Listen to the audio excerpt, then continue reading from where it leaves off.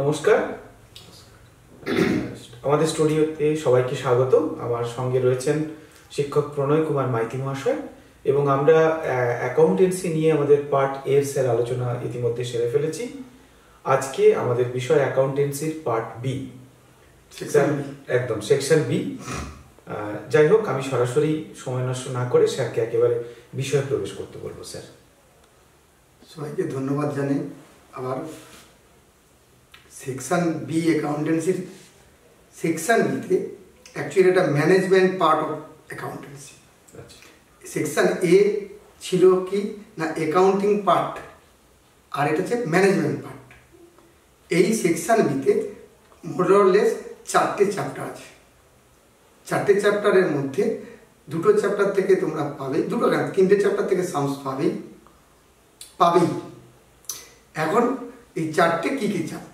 একটা হচ্ছে financial statement, that is balance sheet তৈরি করতে, company balance sheet according to section 3 act 2013 আমাদের ব্যালেন্স শিট ফরম্যাট করতে হয়। এই ব্যালেন্স শিট ফরম্যাট করতে গেলে স্টুডেন্টদের ভাবতে হবে যে কীভাবে আমরা করব। এইটা কিন্তু অ্যাকচুয়াল মুখস্থ করতে হয়। আমাদের যা বই ফলো করি ওই বইয়েতে আমাদের সেকশন মানে এই চ্যাপ্টারের ফাইন্যান্সিয়াল স্টেটমেন্ট চ্যাপ্টারে আমাদের এক মানে ব্যালেন্স শিটের প্রোফর্মা দেওয়া আছে। এই প্রোফর্মাতে কী থাকে না হেডিং থাকে আর নোট অফ অ্যাকাউন্টস বানাতে হয়। এই নোট অফ অ্যাকাউন্টস থেকেই আমাকে কি করতে হবে না ব্যালেন্স শিট প্রোফর্মা করতে হবে। এখানে অন্য কিছু নয়, তোমরা স্টুডেন্টরা খালি ওই প্রোফর্মাটা মনে রাখে যাবে, যাই দিকে এই প্রোফর্মা অনুযায়ী তোমরা তাদের নাম্বারিং করলেই কিন্তু এটা হয়ে যাবে। আরেকটা আছে, সেটা হলো কি না কম্পারেটিভ স্টেটমেন্ট আর কমন সাইজ স্টেটমেন্ট। এটা অ্যাকাউন্টেন্সির যত চ্যাপ্টার আছে সব থেকে ইজি চ্যাপ্টার। এখান থেকে মার্কস স্টুডেন্টরা যে কোনোভাবেই পেয়ে যাবে। কী কী এখানে একটা আছে কম্পারেটিভ আর কমন। কম্পারেটিভ ব্যালেন্স শিট হয় আর কম্পারেটিভ ইনকাম স্টেটমেন্ট। এই কম্পারেটিভ মিনস কি না কম্পারেটিভ মিনস দুজনের মধ্যে কম্পেয়ার করা। এখানে দুজন নয়, 2 ইয়ার্স অর 2 কোম্পানিজ, দুটো কোম্পানির সাথে আমরা কম্পেয়ার করব। আসলে 2 ইয়ার্সের একটা কোম্পানির 2 ইয়ার্সের আমরা ব্যালেন্সকে কম্পেয়ার করব। এখানে সামসটা কী করতে হয়, খুব সহজ জিনিস। 2 ইয়ার্সের আমার ব্যালেন্স দিয়ে দেবে, শেয়ার ক্যাপিটাল, রিজার্ভ, সান্ডিকেটর্স, তারপরে ফিক্সড অ্যাসেট, অ্যাসেট সাইডে ফিক্সড অ্যাসেট, নন কারেন্ট অ্যাসেট, কারেন্ট অ্যাসেট, সব আমাদের স্টেটমেন্টগুলোকে দেখতে হয়। আমরা 2 ইয়ার্সের আমরা কপি করে নেব, করে অ্যাবসলিউট চেঞ্জ বার করব। এই অ্যাবসলিউট চেঞ্জ কি কারেন্ট ইয়ার মাইনাস প্রিভিয়াস ইয়ার। কারেন্ট ইয়ার থেকে প্রিভিয়াস ইয়ারটা বাদ দিলেই আমাদের অ্যাবসলিউট চেঞ্জ এসে যাবে। আর কি করতে হবে, পার্সেন্টেজ অফ অ্যাবসলিউট চেঞ্জ। সেটা মানে ফর্মুলা কি না absolute change by previous year, base হচ্ছে প্রিভিয়াস ইয়ার ইন্টু 100। সে যতগুলো তোমার টার্মস দেওয়া থাকবে সব টার্মসই এই সেমভাবে করে মানে প্রেজেন্ট করলে সামস হয়ে যাবে। কম্পারেটিভ ব্যালেন্স শিট সব থেকে যত চ্যাপ্টার আছে আমার সেকশন এ সেকশন বি সব থেকে ইজি চ্যাপ্টার, স্টুডেন্টদের মার্কস স্কোরিং করার চ্যাপ্টার। এইটুকু মাথায় রেখে তোমরা ফার্স্টেই আমার মনে হয় এটা অ্যাটেন্ড করবে। 5 মার্কসের সামস থাকবে, কোনো প্রবলেম নেই। আর যদি ইনকাম স্টেটমেন্ট দেয়, এটা গেল ব্যালেন্স শিট আর কম্পারেটিভ ইনকাম স্টেটমেন্ট, সেক্ষেত্রেও 2 ইয়ার্স বা 2 কোম্পানির মধ্যে দেবে। সেখানেও একই প্রসেস। কী করতে হবে না অ্যাবসলিউট চেঞ্জ, 2 ইয়ার্সের সেলস দেওয়া আছে, আমরা ডিফারেন্স বার করব। Difference means current year minus previous year figure. সে ধরে নাও কারেন্ট ইয়ারে আমার সেলস আছে কত না 15 lakhs, লাস্ট ইয়ারে ছিল কত 12 lakhs, তাহলে আমার অ্যাবসলিউট চেঞ্জ আসবে কত 3 lakhs। অ্যাবসলিউট চেঞ্জ এবার হচ্ছে পার্সেন্টেজ অফ অ্যাবসলিউট চেঞ্জ বার করবো কি না absolute change by previous year figure into 100। Absolute change কত পেয়েছি 3 lakhs, আর পাস্ট ইয়ার বা প্রিভিয়াস ইয়ারে ছিল কত 12 lakhs, ইন্টু 100 করলে আমরা পেয়ে যাব 1/4, দ্যাট ইজ 25%। এইভাবে আমার যতগুলো থাকবে, সেল থাকবে, পারচেস থাকবে, ইনভেন্টরিজ থাকবে, ডাইরেক্ট এক্সপেন্স থাকবে, নেট প্রফিট থাকবে, প্রভিশন ফর ট্যাক্স থাকবে, সবগুলোই সেমভাবেই আমাকে ফলো করে যেতে হবে। করে আমার কিন্তু কম্পারেটিভ সে ব্যালেন্স শিট আর ইনকাম স্টেটমেন্ট আর প্রফিট অ্যান্ড লস দিক আমাদের কিন্তু সামসটা হয়ে যায়। এখানে আরেকটা পার্ট আছে কমন সাইজ ব্যালেন্স শিট আর কমন সাইজ ইনকাম স্টেটমেন্ট। এই কমন সাইজ ব্যালেন্স শিটে কমন মিনস নিজের জন্য, এখানে 2 ইয়ার্স দেবেই তার কোনো মিনিং নেই, একটা ইয়ারে থাকলেই হয়, একটা কোম্পানি থাকলেই হয়। এখানে ব্যালেন্স শিটের কী করব, অনলি পার্সেন্টেজ বার করব, individual item by total figure. That is, ধরো ব্যালেন্স শিটের প্রথমে লাইবিলিটি সাইড, লাইবিলিটিসের প্রথমে আছে শেয়ার ক্যাপিটাল, আর টোটাল লাইবিলিটিস আছে কত, সে 20 লাখ। তাহলে ইন্ডিভিজুয়াল যতগুলো ফিগার থাকবে সেইটাকে আমরা 20 লাখ দিয়ে ডিভাইড করব, 100 দিয়ে মাল্টিপ্লাই করে আমরা পার্সেন্টেজ পেয়ে যাব। ঠিক একই রকমভাবে অ্যাসেট সাইডে আমরা করব। এখানে অ্যাসেট সাইডের মধ্যে সব নিচে নিচে করতে হয়, অ্যাসেট সাইডটাও ঠিক এরকম, fixed asset by total figure into 100, investment by total figure into 100, current asset or stock by total figure into 100 করে আমরা কিন্তু পেয়ে যাব common size balance sheet statement. But common size income statement, এটা কিন্তু মনে রাখতে হবে সব কিছু পার্সেন্টেজ আসবে সেলের উপর, according to turn over or সেলের উপরে আমাকে পার্সেন্টেজ করতে হবে। যেমন সেলস বাই সেলস ইন্টু 100, মনে করো সেলস আছে কত 12 লাখ, তার 12 লাখ বাই 12 লাখ ইন্টু 100। তারপরে মনে করো আদার ইনকাম আছে 1 lakh by 12 lakh into 100, total income পেয়ে গেলাম। টোটাল ইনকামটাও আমার সেল দিয়ে ডিভাইড হবে, সেই মানে 13 লাখ বাই 12 লাখ ইন্টু 100 করে আমরা পার্সেন্টেজ করব। তারপরে cost of good sold, direct expense, indirect expense, individually সব সেলের সাথে কিন্তু আমাকে ফলো মানে পার্সেন্টেজটা করতে হবে। তারপরে আমাদের গ্রস প্রফিট আসবে, নেট প্রফিট আসবে, সবই গ্রস প্রফিটও পার্সেন্টেজ করবো সেলের ওপর, নেট প্রফিটও করবো, আফটার ট্যাক্স প্রফিট সেটাও কিন্তু আমাদের মনে রাখতে হবে সেলের ওপর পার্সেন্টেজ। অর্থাৎ কমন সাইজ ইনকাম স্টেটমেন্ট বা common size balance sheet, comparative income statement, comparative balance sheet, তোমাদের অ্যাকাউন্টেন্সির যে একটা চ্যাপ্টার আছে সেটা সব থেকে ইজি চ্যাপ্টার। এটা মনে রাখলে স্টুডেন্টরা কিন্তু খুব ইজিলি মার্কস ক্যারি করতে পারবে। আশা করবো স্টুডেন্টরা বুঝতে পেরেছো। এবার আসছি আমরা রেশিও অ্যানালাইসিস চ্যাপ্টার। এই রেশিও অ্যানালাইসিস চ্যাপ্টারে রেশিও করতে হয়। রেশিও মিনস, রেশিও মানে কম্পেয়ার, কিন্তু এখানে আমরা পার্সেন্টেজে কনভার্ট করবো, কখনো টার্ন ওভার করবো। এই রেশিও অ্যানালাইসিস চ্যাপ্টারে আমাদেরকে 4টে রেশিওতে অ্যানালাইসিস করা হয়। সেটা হচ্ছে কি, liquidity activity, solvency activity, profitability activity, turn over activity. এই সলভেন্সি অ্যাক্টিভিটিতে কি কি আছে?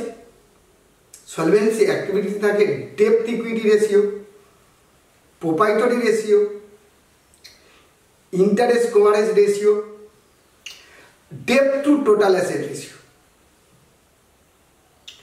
সলভেন্সি রেশিওতে 4টে ভাগে ভাগ করা হয়েছে। সলভেন্সি রেশিওকে সেটা বললাম, ডেপ্ট equity ratio, proprietary ratio, total asset two turnover ratio আর ইন্টারেস্ট কভারেজ রেশিও। আরেকটা হচ্ছে কি লিকুইডিটি রেশিও বললাম। লিকুইডিটি রেশিওতে জেনারেলি 2টো রেশিও থাকে। এই 2টো রেশিওর মধ্যে দুটোই আসতে পারে, একটা পাবেই পাবে, সেটা হচ্ছে কারেন্ট রেশিও আর liquid ratio. Current ratio, current asset by current liabilities. এখন কোন অ্যাসেটগুলোকে কারেন্ট অ্যাসেট বা চলতি সম্পত্তি বলা হয়? কারেন্ট অ্যাসেট কোনগুলো না, closing stock, closing debtors, cash at bank, cash in hand, prepaid expense, short term investment আর মার্কেটেবল সিকিউরিটিজ, এই টোটাল করা হচ্ছে কি current asset by current liabilities. এই কারেন্ট লাইবিলিটিজ কোন কোন লাইবিলিটিসগুলোকে ধরা হবে? Sundry creditors, bills payable, outstanding expense, bank overdraft.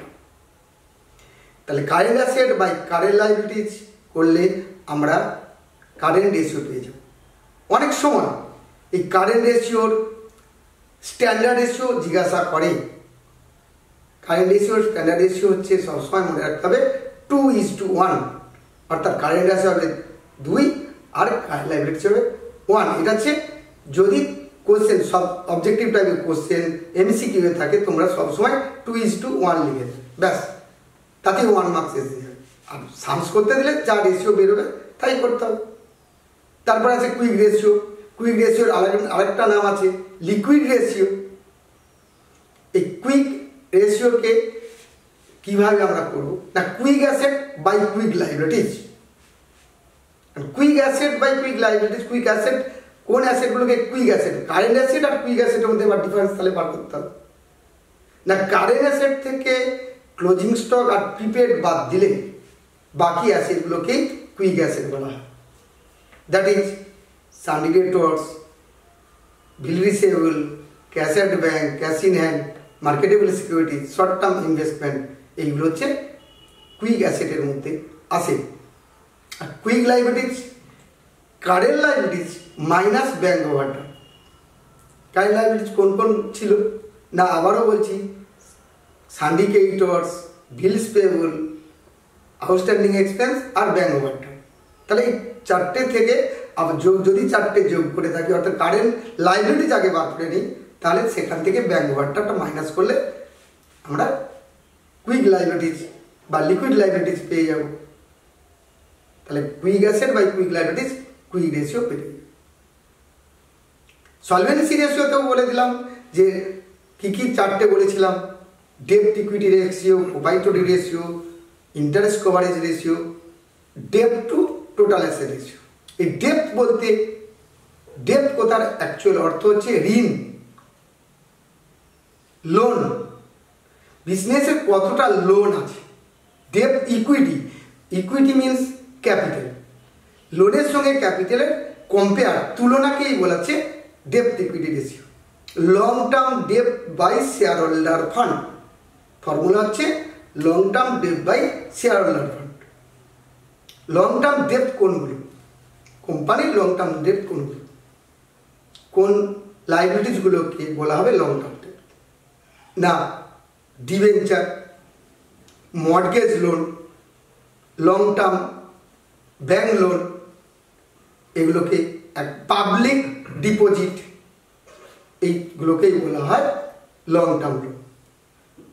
Share holder fund, shareholder fund হচ্ছে share capital, that is share capital আর two types, equity share capital, preference share capital. Reserve and surplus ফর্মে টোটালটাই, এখন রিজার্ভ অ্যান্ড সারপ্লাস ফর্মে কোন কোন cheese থাকে, কোন কোন রিজার্ভ থাকে, general reserve, capital reserve, securities premium, profit and loss, credit balance, dividend equalisation reserve, অনেক রিজার্ভ থাকে, যে আইটেমগুলো থাকবে সব যোগ হবে। এটা গেল শেয়ার হোল্ডার ফান্ড, অর্থাৎ equity share capital, preference share capital R reserve and surplus ফর্মের টোটালটাই। তা থেকে মাইনাস হয় কোনটা, deferred revenue expenditure, that is advertisement suspense account, preliminary expenses বাদ দিয়ে আমরা পাবো share holder fund. ডেপ্ট, total ডেপ্ট by share holder fund বললে পেয়ে যাব কি লং ডেপ্ট ইকুইটি রেশিও। তারপর হচ্ছে proprietary ratio, proprietors fund by total asset. Total asset means balance শিটের অ্যাসেট সাইডের টোটাল করলে যেটা পাই টোটাল অ্যাসেট।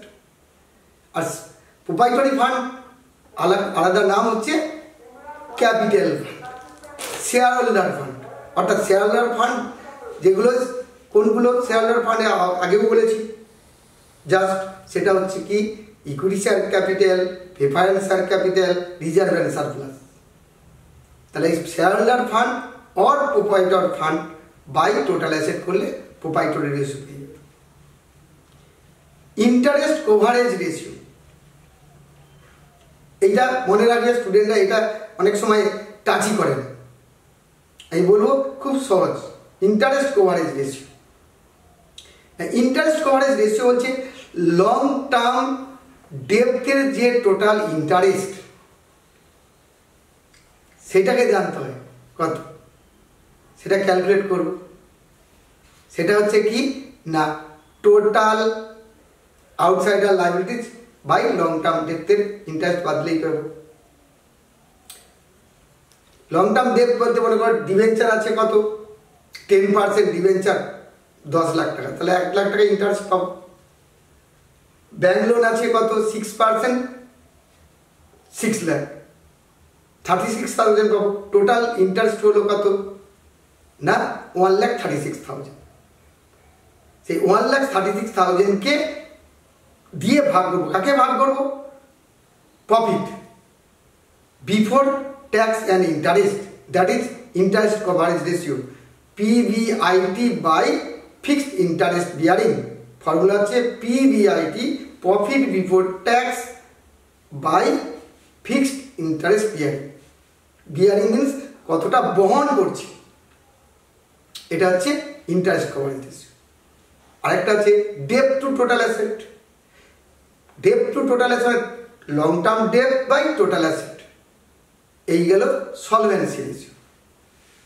তারপরে আসছে অ্যাক্টিভিটি রেশিও। এই অ্যাক্টিভিটি রেশিওতেও 4-5টা রেশিও আছে। কি কি না স্টক টার্নওভার রেশিও বা inventory turnover ratio, stock turnover ratio or inventory turnover ratio, debtors turnover ratio or trade receivable turnover ratio, creditors turnover ratio or trade payable turnover ratio। তারপরে আছে working capital turnover ratio. এই 4টে হচ্ছে activity ratio. প্রথমে বললাম stock turnover ratio বা inventory turnover ratio. এই formula হচ্ছে cost of goods sold by average stock. Cost of goods sold means sale minus gross profit, বা আমরা আলাদাভাবে ক্যালকুলেট করে বলতে পারি opening stock plus purchase plus carriage inward plus direct expense minus closing stock, that is cost of goods. এই cost of goods sold by average stock means opening stock plus closing stock by 2। এখানে সবসময় রেশিওটা টাইমসে পাবো, 6 Times 5 Times, যেটা answer দেবে টাইমসে লিখতে হবে। তারপরে আসছি ডেটর্স টার্নওভার রেশিও। ডেটর্স কাদের সঙ্গে রিলেটেড না ক্রেডিট সেলের সঙ্গে রিলেটেড। ডেটর্স কাদেরকে আমরা ডেটর্স বলি, তোমরা ক্লাস 11 থেকে করছো। ডেটর্স কাদেরকে বলা হয় না যাদেরকে আমরা ক্রেডিটে সেল করি, অর্থাৎ কাস্টমার, ক্রেডিট কাস্টমার যারা, তাদেরকে এক কথায় ডেটর্স বলা হয়। এই ডেটর্স টার্নওভার রেশিওতে credit sale by average debtors করতে হবে। Credit sale by average debtors. Credit sale total sale থেকে ক্যাশ সেল বাদ দিলে ক্রেডিট সেল পেয়ে যাও, বা ক্রেডিট সেল দেওয়া থাকবে। আর ওপেনিং ডেটর্স ক্লোজিং ডেটর্সকে যোগ করে 2 দিয়ে ভাগ করলে এভারেজ ডেটর্স পাবো। এটাও টাইমসে আমার কিন্তু অ্যান্সার আছে। ক্রেডিটর্স টার্নওভার রেশিও না credit purchase by average creditors, এগুলো সহজ। তবুও কি অনেকগুলোই ফর্মুলা আছে, স্টুডেন্টদেরকে মনে রাখতে তো হবেই, প্র্যাকটিসের উপর ডিপেন্ড করে। এখন তোমাদের দিনরাত কিন্তু প্র্যাকটিস করতে হবে। তারপরে আসছে আমাদের কি ওয়ার্কিং ক্যাপিটাল টার্নওভার রেশিও। এই ওয়ার্কিং ক্যাপিটাল তোমরা নিশ্চয়ই জানো ওয়ার্কিং ক্যাপিটাল কি করে বার করতে হয় না current asset minus current liabilities, that is working capital. এখানে sale by working capital, that is working capital turnover ratio. Sales by working capital. তারপরে আসছে কি প্রফিটেবিলিটি রেশিও। প্রফিটেবিলিটি রেশিওতে কি এখানেও অনেকগুলোই রেশিও আছে আলাদাভাবে। সেটা হচ্ছে কি gross profit ratio, net profit ratio, operating ratio, operating profit ratio,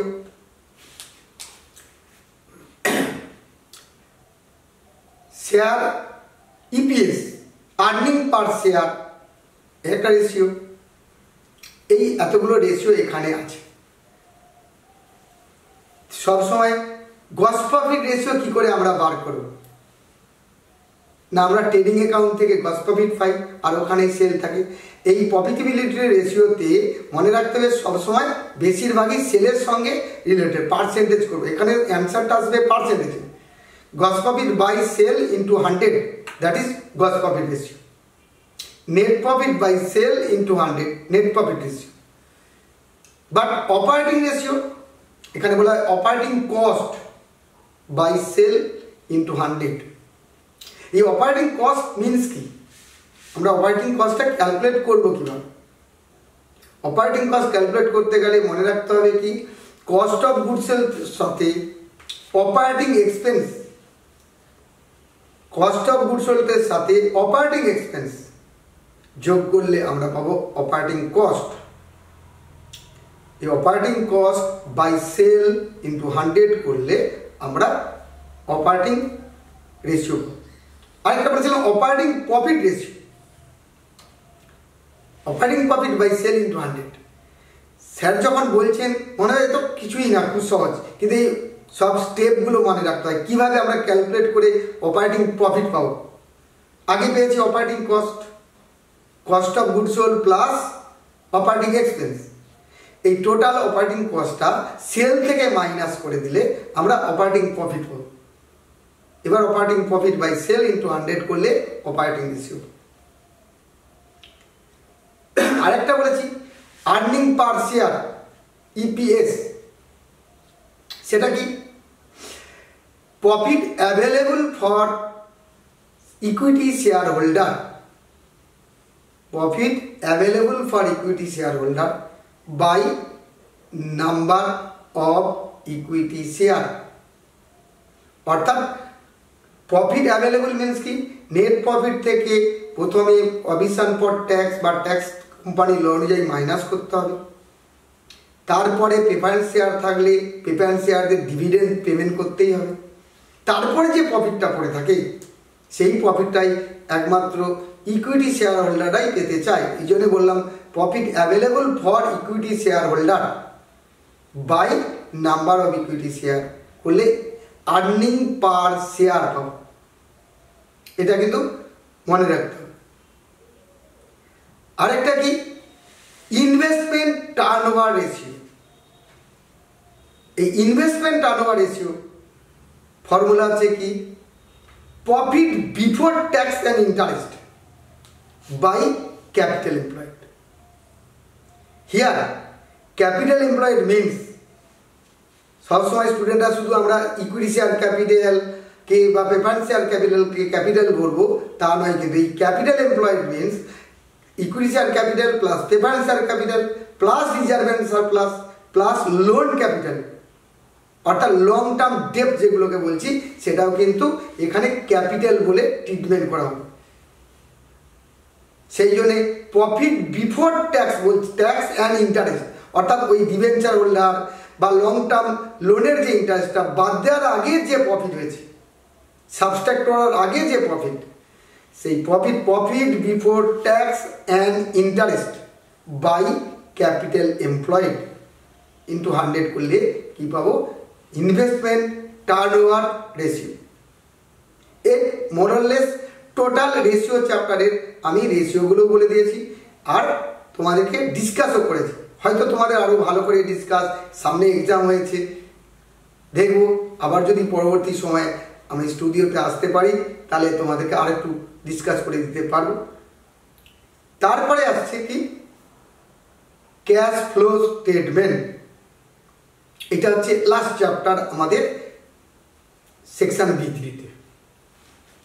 এই ক্যাশ ফ্লো স্টেটমেন্ট কি? নগদ টাকার যাতায়াত, লিকুইড মানি। আমরা সারা বছরে বিজনেসে কত টাকা আসলো ইনকামিং আর কত টাকা আউটগোয়িং হয়েছে, কোন পারপাসে, সেটাকে আমাদের স্টেটমেন্ট আকারে বার করাটাই হচ্ছে ক্যাশ ফ্লো স্টেটমেন্ট। এটা করতে হয় AS3 অ্যাকাউন্টিং স্ট্যান্ডার্ড 3 অনুযায়ী আমাদের ক্যাশ ফ্লো স্টেটমেন্ট ফলো করতে হয়। এই অ্যাকাউন্টিং স্ট্যান্ডার্ড 3 অনুযায়ী ক্যাশ ফ্লো ফলো করতে গেলে আমাদের 3টে স্টেপে ক্যাশ ফ্লো করতে হয়। Cash flow from operating activities, cash flow from investing activities, cash flow from financial activities. এই cash flow from operating, investing and financial activities, এই তিনটেকে যোগ করে আমাদের টোটাল ক্যাশ ফ্লো পাবো, ইনকামিং আর আউটগোয়িং। তার সাথে ওপেনিং ক্যাশ যোগ করে আমরা ক্লোজিং ক্যাশ যদি ট্যালি হয়ে যায়, তা মিলে যায়, তাদের আমাদের কিন্তু সামসটাও ঠিক আছে, আমরা নিজেরাই বুঝতে পারবো আমাদের অঙ্কটা ঠিক হয়েছে কিনা, এই অ্যাকাউন্টসটা ঠিক হয়েছে কিনা। এই একটা খুব সহজ, এখানে নিজেই বুঝতে পারবো নিজের অ্যান্সার ঠিক হয়েছে কিনা। যাক, আমি প্রত্যেকটা একটু করে ডিসকাস করে দিচ্ছি। Cash flow from operating activities.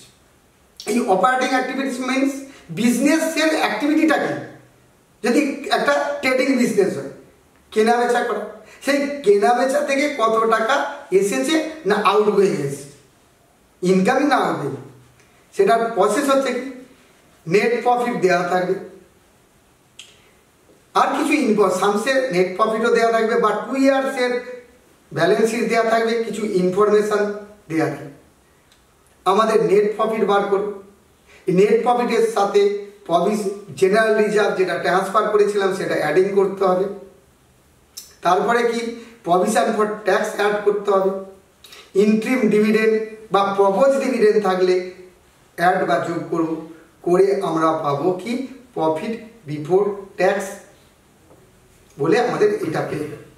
তার সাথে non cash expense and losses and non operating item গুলোকে আমাদের অ্যাডজাস্ট করতে হবে, কারণ আমরা বলছি ক্যাশ ফ্লো স্টেটমেন্ট, এই কারণে বলছি non cash expense or loss and non operating items গুলোকে অ্যাডজাস্ট করতে হবে। অ্যাডজাস্ট মিনস হয় যোগ করতে হবে বা বিয়োগ করতে হবে। যেমন ডেপ্রিসিয়েশন, নন ক্যাশ এক্সপেন্স, এদের ডেপ্রিসিয়েশন হলে তো আর ক্যাশ বেরিয়ে যায় না, তাহলে সেটা অ্যাড হয়। অ্যাবনর্মাল লস থাকলে অ্যাড হবে। বিজনেসের আমার ব্যাড ডেট হয়ে থাকলে সেটাকেও অ্যাড ব্যাক করা হবে। প্রভিশন ফর ব্যাড ডেট থাকলে অ্যাড হয়। Loss on fixed asset, loss on sale of fixed asset থাকলে অ্যাড হবে। আবার profit on sale of fixed asset থাকলে লেস হবে।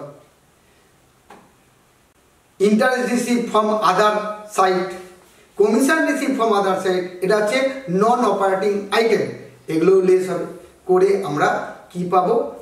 প্রফিট পাবো। তার থেকে কি করতে হবে? তোমাদের মনে রাখতে হবে চলতি সম্পত্তি এবং চলতি দাম, অর্থাৎ কারেন্ট অ্যাসেট আর কারেন্ট লাইবিলিটিগুলোকেও অ্যাডজাস্ট করতে হয়। কারেন্ট অ্যাসেট কোনগুলো? আগেও বলেছি কি কি না, ক্লোজিং স্টক, ডেটর্স, তারপরে bill receivable, except cash at bank, cash in hand. হয় এক্সেপ্ট না, আমরা প্রথমেই বললাম এই ওপেনিং ক্যাশ আর ক্লোজিং ক্যাশটা শত শেষে আমাদের মেলাতে হবে, সেটা ক্যাশ ছাড়া বাকি কারেন্ট অ্যাসেটগুলো এখানে অ্যাডজাস্ট করতে। অ্যাডজাস্টমেন্ট যদি কারেন্ট অ্যাসেট বেড়ে যায়, লাস্ট ইয়ারে ছিল যত টাকা, এই ইয়ারে বেড়েছে যতটা বেড়েছে তত টাকা মাইনাস করো। অর্থাৎ ফর্মুলাটা কি? ইনক্রিজিং কারেন্ট অ্যাসেট লেস হবে, অর্থাৎ যতটুকু বেড়েছে ততটুকুই আমরা প্রফিট থেকে লেস করব। আবার ডিক্রিজিং কারেন্ট অ্যাসেট অ্যাডিং করব, যতটুকু বেড়েছে ততটাই। কেন? ইনক্রিজটাকে আমরা লেস করছি। মনে করো ক্লোজিং স্টক আমার গত বছরে ছিল 1 লাখ, এবছর হয়ে গেছে 1,30,000। তাহলে ওই যে 30,000 ওখানে মানি ঢুকে আছে, ক্যাশ ঢুকে আছে, সেই জন্য সেটা লেস করতে হয়। Increase in current asset less, decrease in current asset add. ঠিক opposite, increase in current liabilities add হবে, decrease in current liabilities less হবে, করে আমাদের প্রফিট পাবো। প্রফিট বিফোর ট্যাক্স, তা থেকে tax paid during this year minus করলে আমরা কি পাবো না profit operating activities, net flow from operating activities. এটা গেল একটা পার্ট, 3 স্টেপের এটা একটা part. Cash flow from operating activities বললাম। এবার আসছি cash flow from investing activities. এখানে ইনভেস্টিং মিনস তোমাদেরকে থিঙ্কিং করতে হবে ফিক্সড অ্যাসেট। এই ফিক্সড অ্যাসেটে টাকা আমরা ইনভেস্ট করি বিজনেসে, অর্থাৎ ফিক্সড অ্যাসেট যদি কেনা হয় টাকা বেরিয়ে যায়, যদি বিক্রয় করা হয় সেল করা হয় তাহলে টাকা আসে। সেটা আমাদের এই ইনভেস্টিং অ্যাক্টিভিটিতে আমাদের অনেক সময় কিছু ওয়ার্কিংস করতে হয়, যেমন প্ল্যান্ট অ্যান্ড মেশিনারি অ্যাকাউন্ট খুলতে হতে পারে, বিল্ডিং অ্যাকাউন্ট খুলতে হতে পারে, আর ইনভেস্টমেন্ট অ্যাকাউন্ট খুলতে পারে। এই দুটো অ্যাকাউন্ট জেনারেলি হয়। যাই থাক, আমার অর্থাৎ আগের বছর আমার কি ছিল না প্ল্যান্ট অ্যান্ড মেশিনারি ছিল সে 2 লাখ, এবছর হয়ে গেছে 3 লাখ। তাহলে আপাত দৃষ্টিতে আমরা দেখতে পাচ্ছি কি 1 লাখ ইনক্রিজ করেছে, অর্থাৎ 1 লাখ আমরা পারচেজ করেছি, কিন্তু দেখা গেছে আমার ওই অ্যাসেটের এগেনস্টে ওই প্ল্যান্ট অ্যান্ড মেশিনারির উপর আমার 25,000 ডেপ্রিসিয়েশন হয়েছিল। তাহলে ওপেনিংয়ে যে ছিল বা লাস্ট ইয়ারে ছিল 2 লাখ টাকার আমরা প্ল্যান্ট অ্যান্ড মেশিনারি, তা থেকে ডেপ্রিসিয়েশন 25,000 মাইনাস করতে হবে, থাকছে কত 1,75,000। বাট এই বছর টোটাল হয়েছে কত 3 লাখ। তাহলে 1,25,000 দিস ইয়ারে পারচেজ করেছি, এইটা মনে রাখতে হবে। আবার এই যে সেল হতে পারে, সেলের সময় প্রফিট আমরা এই যে 25,000 বা ল্যান্ড ছিল আমাদের কত সে 5 লাখ, বলে দিয়েছে একটা ইনফরমেশনে যে পার্ট অফ 1/4 অফ বা 1/5 of land are sold at 30% profit. 1/5 of land sold at 30% profit. তাহলে আগে 1/5 ক্যালকুলেট করতে হবে। ল্যান্ডের ছিল 5 লাখ, আর 1/5 করলে 1 লাখ। সেটা সেল করেছি কত টাকায় না সেল করেছি 1 লাখের 30%, অর্থাৎ 30,000 এক্সট্রা 1,30,000 আমরা সেল করেছি। অর্থাৎ এই সেল ভ্যালুটা আমার কি আসবে অ্যাড হবে, পারচেজ করলে লেস হবে। ইনভেস্টিং অ্যাক্টিভিটিজের 3টে কি 4টে আইটেম থাকে, পারচেজ আর সেলস। পারচেজ হলে অ্যাড, সেল হলে লেস, পারচেজ হলে লেস, সেল হলে অ্যাড। এখানে জেনারেলি নেগেটিভ আসে, কারণ অ্যাসেটটা বেশিরভাগই পারচেজ হয়, সেল কম হয়। তারপরে আসছি আমরা এইটা ঠিক অ্যাডজাস্ট করে আসবো, সেটাকে বলা হচ্ছে কি net cash flow from investing activities. তারপরে আসছে আমাদের ফাইন্যান্সিয়াল অ্যাক্টিভিটিজ। ফাইন্যান্স কোথার অর্থ এখানে টাকা কোথায় আসে না কোম্পানির ফাইন্যান্স জেনারেলি ক্যাপিটাল আর লোন ক্যাপিটালে থাকে। Capital means equity share capital, preference share capital আর লোন ক্যাপিটাল। এই ইকুইটি শেয়ার ক্যাপিটাল যদি ইনক্রিজ করে তাহলে ইস্যু করেছি, প্রিফারেন্স শেয়ার ক্যাপিটাল ইনক্রিজ করলে ইস্যু করেছি, ডিক্রিজ করলে কি করেছি রিডেমশন করেছি, অর্থাৎ মাইনাস করতে হবে। রিডিম কমে থাকলে মাইনাস হবে, ইনক্রিজ থাকলে অ্যাড হবে। ঠিক ডিবেঞ্চারের ক্ষেত্রেও ডিবেঞ্চার যদি ইনক্রিজ হয়ে থাকে তাহলে অ্যাড হবে, ডিক্রিজ হলে লেস হবে। তারপরে প্রিফারেন্স ডিভিডেন্ড বাদ দিতে হয় যদি পেমেন্ট থাকে, ইনফরমেশন বলে ইন্টারেস্ট মাইনাস করতে হবে। ইন্টারেস্ট অন ডিবেঞ্চার আর ইন্টারেস্ট অন লোন।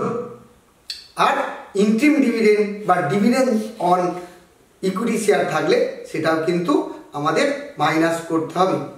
করে আমরা যেটা পাবো সেটা হচ্ছে cash flow from financial activities. তাহলে cash flow from operating activities, cash flow from investing activities, cash flow from financial activities, এই তিনটেকে যোগ করে আমরা যেটা পাবো সেটাকে লিখতে পারি cash generated during the year. যদি পজিটিভ আসে তাহলে একটি cash net cash inflow during this ইয়ার। যদি নেগেটিভে আসে, পজিটিভে থাকলে বললাম ইনফ্লো, আর যদি নেগেটিভে থাকে তাহলে net cash outflow during this year. তার সাথে ওপেনিং ক্যাশ ব্যাংক বা cash and equivalent to cash add করব।